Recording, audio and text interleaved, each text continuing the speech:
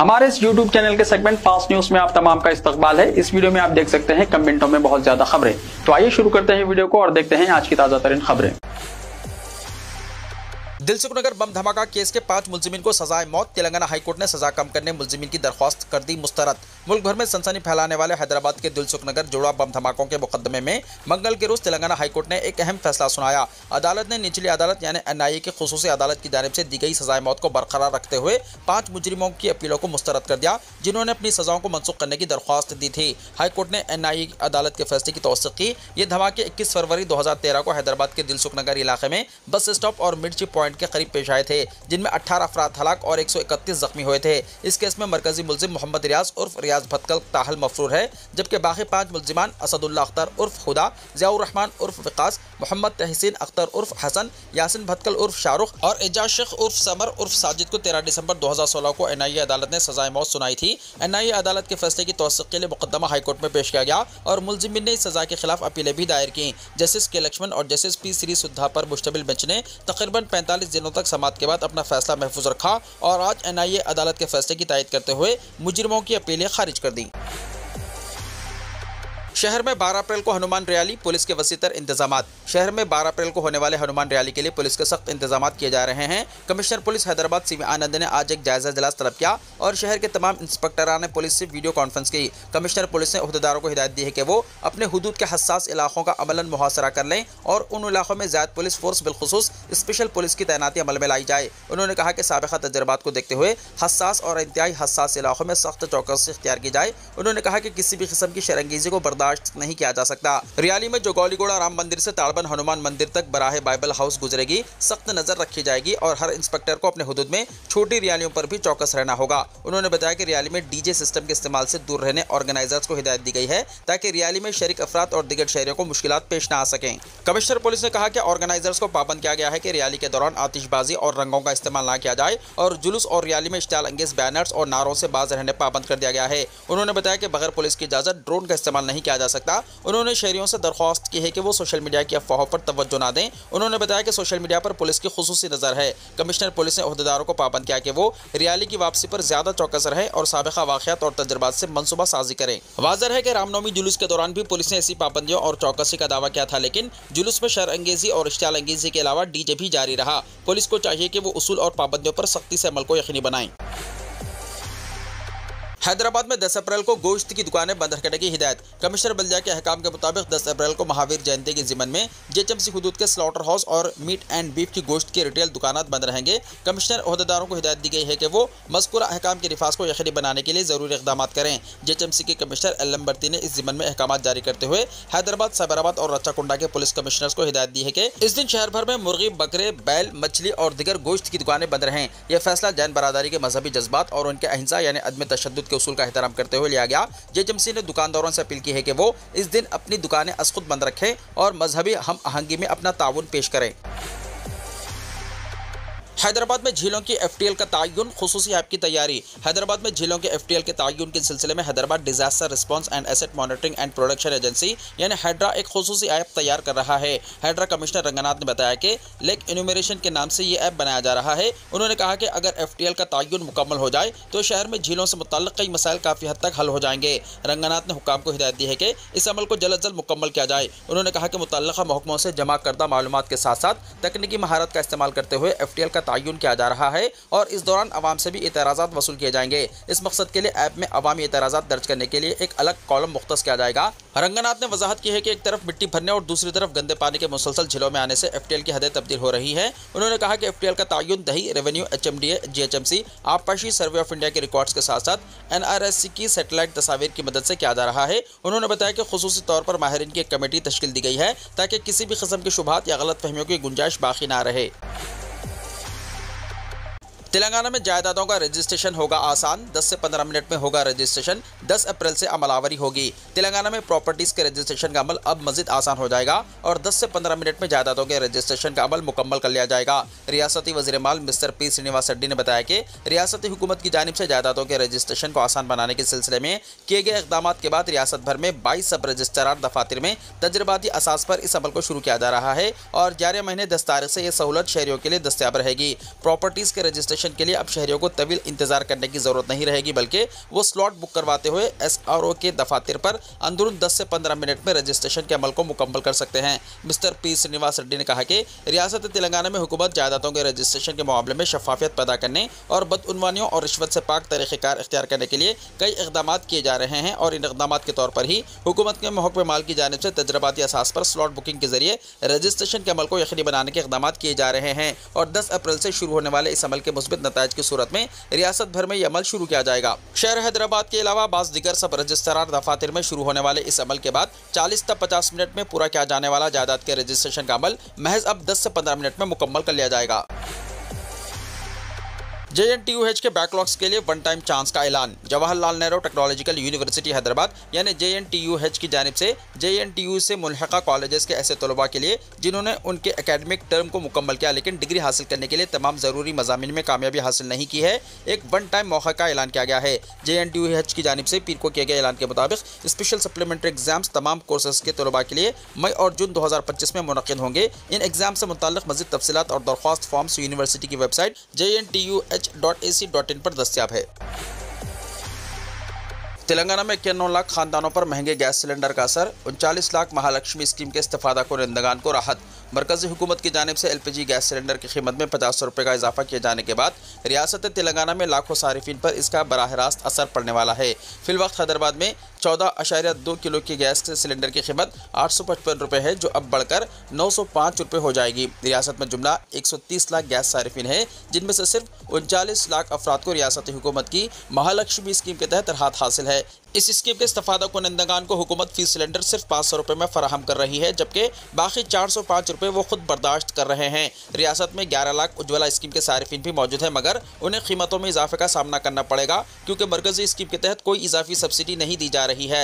इस तरह उज्ज्वला इस्तेफादा कुनिंदगान को मुकम्मल कीमत अदा करनी होगी। महालक्ष्मी स्कीम से बाहर रहने वाले तकरीबन 91 लाख गैस सारिफिन को बढ़ती हुई कीमतों का बराह रास्त बोझ बर्दाश्त करना होगा, जो कि घरेलू बजट पर एक और ज़रब की मानिंद है। औसतन फी खानदान रियासत में 9 सिलेंडर सालाना इस्तेमाल करता है। इस लिहाज से एक खानदान पर साल में 450 रुपये का बोझ आयद होगा। 91 लाख खानदान को 415 करोड़ रुपये एक साल में इजाफी बोझ आयद होगा। घरेलू पकवान गैस सिलेंडर की कीमत में इजाफा, KTR की तनखीद। तेलंगाना के साबिक वजीर और BRS के कारगुजार सदर तारक रामाराव ने घरेलू पकवान गैस सिलेंडर की कीमत में 50 रुपये इजाफे के मरकजी NDA हुकूमत के फैसले पर शदीद तनखीद की। उन्होंने ट्वीट करते हुए तंज़े अंदाज में कहा कि अच्छे दिन के इंतजार में बैठे अवाम के दौरान मरकजी हुकूमत ने एक ही दिन में हैट्रिक मुकम्मल कर ली। उन्होंने कहा कि बैनुल अक़वामी सतह पर तेल की कीमतें कम हो रही हैं, इसके बावजूद BJP की क़यादत वाली मरकजी हुकूमत ने LPG सिलेंडर की कीमत में 50 रुपये का इजाफा किया और पेट्रोल और डीजल पर 2 रुपये एक्साइज ड्यूटी भी बढ़ा दी है। उन्होंने मज़ीद कहा कि सेंसेक्स की गिरावट में सिर्फ एक दिन में 19 लाख करोड़ रुपए का सफाया हो गया। हुकूमत की निगरानी में इंदिरमा मकानात की तामीर, बिल्स की अदायगी सिर्फ मुकम्मल तस्दीक के बाद की जाएगी। तेलंगाना हुकूमत इंदिरमा मकानात की तामीर के सिलसिले में खुसूसी एहतियात बरत रही है।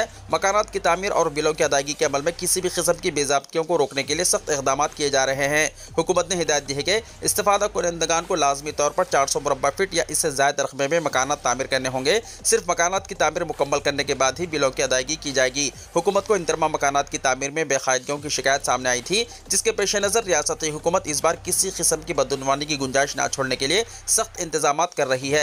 इसी मकसद के लिए एक खुसूसी ऐप भी मुतारिफ करवाया गया है। हुक्काम फील्ड में ऐप के जरिए मकानात की तस्वीर लेकर अपलोड करेंगे। जब मकानात की बुनियाद रखी जाती है तो उस वक्त की लोकेशन और बाद में मुख्तलिफ मराहिल में ली गई तस्वीर की लोकेशन का मेल होना ज़रूरी है। इसकी तस्दीक के बाद ही बिलों की अदायगी मुमकिन होगी। इस मकसद के लिए ग्राम पंचायत सेक्रेटरीज को एक ऐप दिया गया है, जिसके जरिए वो बुनियाद रखे गए मकानात की तस्वीर लेकर अपलोड कर रहे हैं।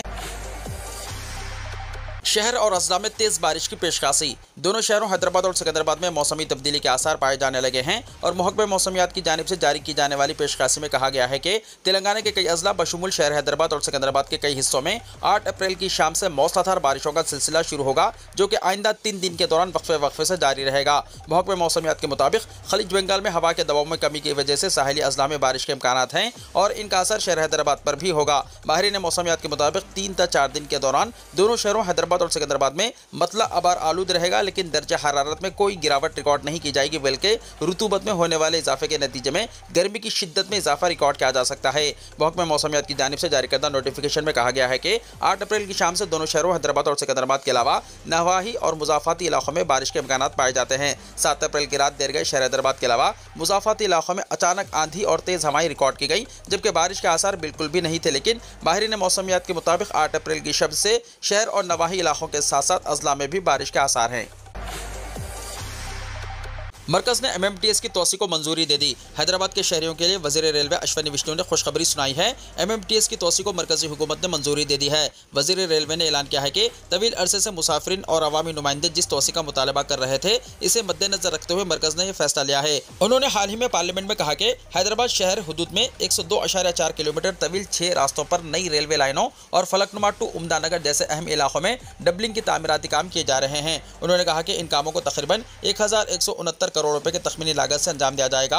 ये तोसी काम जल्द ही साउथ सेंट्रल रेलवे के तहत शुरू होंगे। इस मंसूबे के तहत घटकेसर से मौलाली सीकाबंद तक 12 किलोमीटर नई line, Falaknuma to Umdanagar doubling line 1.4 kilometre, Sanath Nagar to Moulali bypass doubling line 22 kilometre, Tellapur to Ramachandrapuram के दरमियान नई 5 kilometre line, Medchal to Bolarum doubling line 14 kilometre, Secunderabad to Bolarum के दरमियान 15 किलोमीटर रेलवे लाइन के इलेक्ट्रिफिकेशन के काम किए जाएंगे।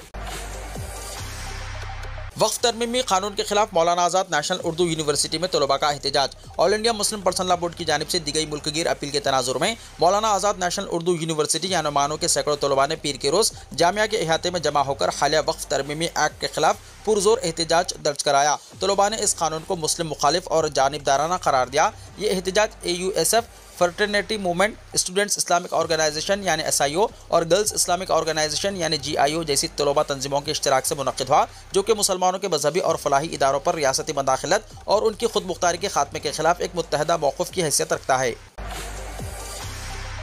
फलकनुमा एक्सप्रेस के डब्बे इंजन से अलग हो गए। मुसाफिरीन से भरी ट्रेन में एक गैर मुतवक्को वाक़या पेश आया, जिसकी वजह से मुसाफिरों में अफरा तफरी फैल गई। तेज़ रफ्तार से दौड़ने वाली ट्रेन के डब्बे अचानक अलग हो गए, जिसके नतीजे में इंजन आगे बढ़ता गया, जबकि पीछे के डब्बे पटरी पर रुक गए। यह हादसा आंध्र प्रदेश के जिले श्रीकाकुलम के इलाके पालसा में पेश आया।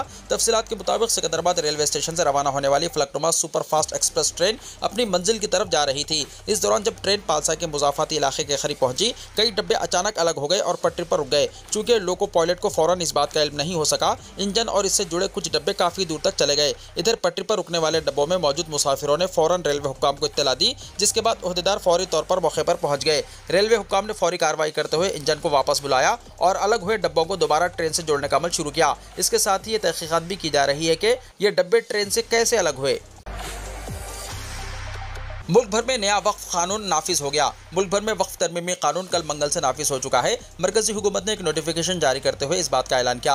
गुज़िश्ता हफ्ते पार्लियामेंट के दोनों ऐवानों से मंजूरी के बाद ये बिल सदर जमहूरिया को भेजा गया था, जिसे सदर जमहूरिया द्रौपदी मुर्मू ने 8 अप्रैल को मंजूरी दे दी, जिसके बाद यह कानून बन गया। लोकसभा में 288 अरकान ने बिल के हक में और 232 ने मुखालिफत में वोट दिया। राज्यसभा में भी ये बिल 128 के मुकाबले 95 वोटों से मंजूर हुआ। वक्फ कानून के मुताबिक मुसलमान अपनी जायदाद को मजहबी या फलाही मकासद के लिए हमेशा के लिए वक्फ करते हैं और ऐसी जायदादें वक्फ इमलाक कहलाती हैं। इन जायदादों की देखभाल के लिए वक्फ बोर्ड होता है। सर्वे कमिश्नर इनका जायजा लेता है और तनाज़ात के हल के लिए ट्रिब्यूनल बनाए जाते हैं। नए तरमीमी कानून में कई अहम तब्दीलियां की गई हैं। अब कोई भी शख्स अगर अपनी जायदाद को वक्फ करार देना चाहे तो इसके लिए ज़रूरी होगा कि वो कम अज़ कम 5 साल से इस्लाम पर अमल कर रहा हो।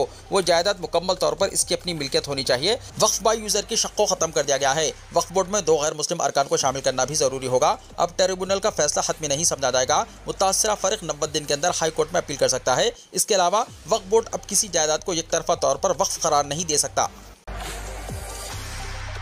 वक्फ तरमीमी कानून के खिलाफ दाखिल पिटीशन पर सुप्रीम कोर्ट में 16 अप्रैल को होगी समाअत। मरकजी हुकूमत की जानिब से बनाए गए वक्फ तरमीमी कानून 2025 के खिलाफ दाखिल अर्जदाश्त पर 16 अप्रैल को सुप्रीम कोर्ट ऑफ इंडिया समाअत करेगी। गुज़िश्ता पीर को जमीयतुल उलमा हिंद की जानिब से पेश होते हुए सीनियर वकील कपिल सिब्बल ने वक्फ तरमीमी कानून के खिलाफ दाखिल अर्जदाश्त पर जल्द जल्द समाअत किए जाने की chief justice of India Sanju Khanna से गुजारिश की थी। चीफ जस्टिस ऑफ इंडिया ने कपिल सिब्बल को यकीन दहानी कराई थी कि वो जल्दी इसके लिए तारीख मुतय्यन करेंगे। रजिस्ट्रार की जानिब से एडवोकेट ऑन रिकॉर्ड फजल अयूबी को दी गई इत्तला के मुताबिक मौलाना अरशद मदनी की जानिब से दाखिल पिटीशन पर सुप्रीम कोर्ट ऑफ इंडिया 16 अप्रैल को समाअत करेगी। सालार गाजी मियां की दरगाह के गुंबद पर मजहबी परचम लहराने के मामले में बड़ी कार्रवाई, इंस्पेक्टर और 2 कांस्टेबल मुअत्तल। 6 अप्रैल को जब पूरे मुल्क में रामनवमी का त्यौहार मनाया गया, इसी रोज यूपी के प्रयागराज में कुछ समाज दुश्मन अनासिर ने माहौल बिगाड़ने की कोशिश करते हुए एक दरगाह के गुंबद पर मजहबी झंडा लहराया। अब इंतजामिया ने इस मामले में बड़ी कार्रवाई करते हुए एक इंस्पेक्टर और 2 कांस्टेबल को ड्यूटी के वक्त लापरवाही बरतने के इल्जाम में मुअत्तल कर दिया है। मामला प्रयागराज के बहरिया थाना इलाके के सिकंदरा गांव में वाक़ गाजी मियां की दरगाह से मुतल्लिक है। Additional deputy commissioner of police Ganganagar Pushkam Verma की तहकीकाती रिपोर्ट की बुनियाद पर deputy commissioner of police Ganganagar Kuldeep Singh Ganawat ने बहरिया पुलिस चौकी के इंचार्ज रवि कटियार, कांस्टेबल अंशु कुमार और कांस्टेबल सुनील कुमार यादव को फौरी तौर पर मुअत्तल कर दिया है। डीसीपी गंगानगर कुलदीप सिंह ने इस हवाले से बताया कि इतवार को रामनवमी के मौके पर कुछ नौजवान सिकंदरा में वाक़ गाजी मियां की दरगाह के दरवाजे पर मजहबी झंडा लहराते हुए नारेबाजी कर रहे थे। पुलिस ने इन्हें रोककर वहां से हटाया, लेकिन इस मामले को संजीदगी से लेते हुए 3 नामजद और कई नामालूम अफराद के खिलाफ मुकदमा दर्ज किया गया। काबिल जिक्र है कि इस मुतनाज़ा मामले के कुलीदी मुलजिम मिनेंदर सिंह को पीर के रोज गिरफ्तार करके जेल भेजा गया। बताया जा रहा है कि वही इस ग्रोह की क़यादत कर रहा था। डीसीपी कुलदीप सिंह ने यह भी वाज़ेह किया कि जिस दरगाह पर यह वाक़या पेश आया है वो हमेशा से फ़िरक़ावाराना हम आहंगी की मिसाल रही है। दरगाह में 5 मज़ारें हैं जहां हिंदू और मुस्लिम दोनों मज़ाहिब के लोग चादर चढ़ाते हैं। ऐसे में इस तरह के वाक़े से इलाके में अमन व अमान की सूरत हाल दरहम बरहम हो सकती थी, जिस पर पुलिस ने वक्त रहते काबू पा लिया। साथ ही पुलिस इंतजामिया का कहना है कि इस तरह की सरगर्मियों को किसी भी सूरत में बर्दाश्त नहीं किया जाएगा और कसूरवारों के खिलाफ सख्त कानूनी कार्रवाई की जाएगी। संभल की शाही जामा मस्जिद का नाम तब्दील। संभल की शाही जामा मस्जिद के हवाले से एक अहम खबर सामने आ रही है। इस बारे में एएसआई ने कहा है कि अब से इस तारीखी मुकाम को शाही जामा मस्जिद नहीं बल्कि जुमा मस्जिद के नाम से जाना जाएगा। इसके लिए जल्द बोर्ड भी लगाया जाएगा। इस मुतनाज़ा मुकाम का मामला इलाहाबाद हाई कोर्ट और सुप्रीम कोर्ट में ज़ेर इल्तिवा है। अभी कुछ दिन पहले हाई कोर्ट ने इसकी पेंटिंग का हुक्म दिया था, जिसके बाद मस्जिद कमेटी ने मस्जिद के बैरूनी दीवारों को पेंट करवाया। एएसआई ने एक महफूज यादगार के तौर पर इस मस्जिद की शनाख्त को वाज़ेह करने का फैसला किया है। इसके लिए नीले रंग का नया बोर्ड पहले ही तैयार कर लिया गया है। इत्तलात के मुताबिक एएसआई की टीम जल्द ही इस बोर्ड को मुतनाज़ा जगह के बाहर नस्ब करेगी। एएसआई की जानिब से इस बोर्ड को लगाने की वजह यह है कि अब इस प्रॉपर्टी की निशानदही की गई है। ब्लू बोर्ड न सिर्फ रस्मी शनाख्त फराहम करता है बल्कि आम लोगों को यह वाज़ेह पैगाम भी देता है कि यह इमारत एएसआई के तहत एक महफूज यादगार है। अब ऐसी सूरत हाल में इस मुतनाज़ा मुकाम की मुकम्मल निगरानी आर्कियोलॉजिकल सर्वे ऑफ इंडिया करेगी। ज़रूरी इत्तला, उम्रा ज़ायरीन 29 अप्रैल तक अपने मुल्कों को लौट जाएं, वज़ारत हज ने कहा। वज़ारत हज के मुताबिक 15 शव्वाल बमुताबिक 13 अप्रैल 2025 तक बैरूनी मुल्क से उम्रा ज़ायरीन मुमलिकत आ सकते हैं, जिसके बाद हज सीज़न की तैयारियों का आगाज़ कर दिया जाएगा। सऊदी खबर रसा एजेंसी SPA के मुताबिक वज़ारत हज उम्रा ने मज़ीद कहा कि 21 ज़ुल्क़ायदा बमुताबिक 29 अप्रैल या इससे पहले उम्रा वीज़ा पर मुमलिकत आने वाले हर सूरत में वापस लौट जाएँ, क्योंकि हज फ़्लाइटों की आमद के साथ ही उम्रा ज़ायरीन का मुमलिकत में क़याम गैर क़ानूनी तस्वुर किया जाएगा। वज़ारत हज ने उम्रा वीज़ा पर मुमलिकत में मुक़ीम ज़ायरीन को हिदायत की है कि वो क़वानीन पर सख्ती से अमल करें और 29 अप्रैल या इससे पहले मुमलिकत से चले जाएं। मुक़र्ररा तारीख के बाद मुमलिकत में रहने वाले उम्रा ज़ायरीन इमिग्रेशन क़वानीन की खिलाफ वर्जी के मुर्तकिब करार पाएंगे, जिस पर जुर्माना मुकर्रर है। क़ब्ल अज़ीं वज़ारत ने उम्रा ज़ायरीन की वापसी में ताख़िर पर 1 लाख रियाल जुर्माने की भी इत्तला दी थी, जिसमें कहा गया था कि वो कंपनियां जिनके तहत बैरूनी मुमालिक से उम्रा ज़ायरीन मुमलिकत आते हैं, इन्हें चाहिए कि वो अपने ज़ेर इंतज़ाम मुमलिकत आने वाले ज़ायरीन की वक्त मुकर्ररा पर वापसी को यकीनी बनाएं, ताकि भारी जुर्माने से बच सकें। वीडियो को लाइक शेयर कीजिए और हमारे इस YouTube चैनल को सब्सक्राइब करते हुए इसके बेल आइकॉन को भी प्रेस कर लीजिए, ताकि ऐसी ही ताज़ा तरीन खबरें आइंदा भी आपको मिलती रहें।